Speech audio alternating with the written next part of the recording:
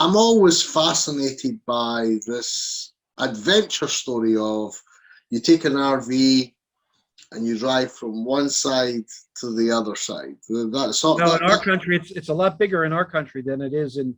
I mean, in Scotland, you can do it in a day. Oh, do it. Yeah. But this is what I mean. I mean, it's so exciting that the thought process of doing that. I mean, you must have seen some. You must have been in some peculiar situations already, I would imagine. I've had some fun experiences. I had a situation. We have a little thing here in America called tornadoes, and Yeah. and in particular, there's a spot in the middle of the country that's called Tornado Alley. And I was in Kansas City, Missouri, seeing my friend Steve Earle play at a club there, a large club, like 1,000-seat club. And I left and I was heading down to Tulsa, Oklahoma. And along the way, I noticed lightning off in the distance, and I was getting closer and closer to it. And then I noticed I didn't have the radio on. It's a little bit awkward turning on the radio in my RV because you have to reach all the way over there to get at it.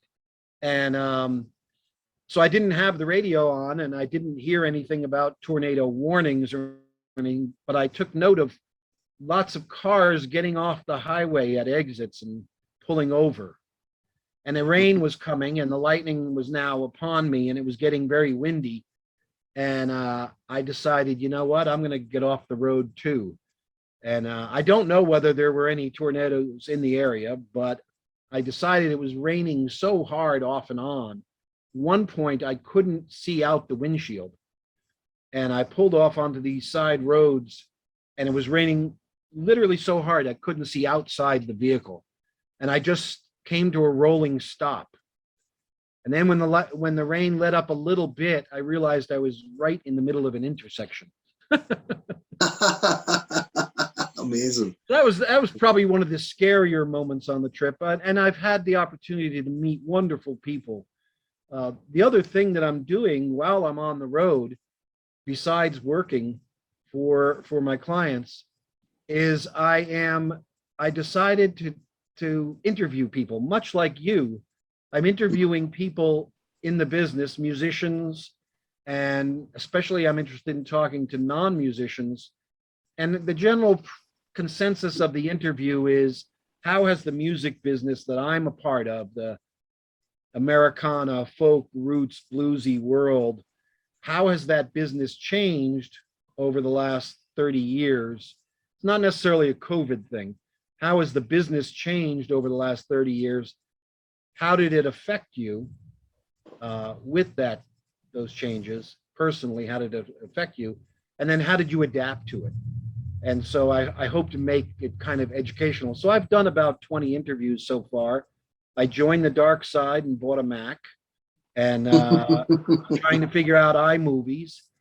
And I have the first one edited, and now I'm trying to figure out, I'm aggravated trying to get it up online.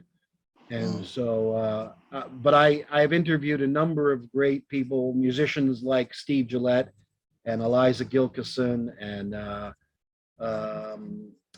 geez, I knew if I started naming people, I'd forget them. But also people who are in the business, who have recording studios, who have nationwide, internationally wide radio programs. I even interviewed Phil Kaufman, whose nickname is the Road Mangler. And he's a legendary character who has road managed Emmylou Harris for decades. He's the famous guy who, if you've ever heard the legendary story of Graham Parsons being taken out to the desert after he died and his body burned out in the desert, Phil is the guy who did that. So I had the opportunity to interview Phil while I was in Nashville. And I'm going to keep on doing it. I'm not trying to create any kind of necessarily a program. They'll all be lumped together in the show's name, which is Folk US Americana, which is a play on Focus Americana.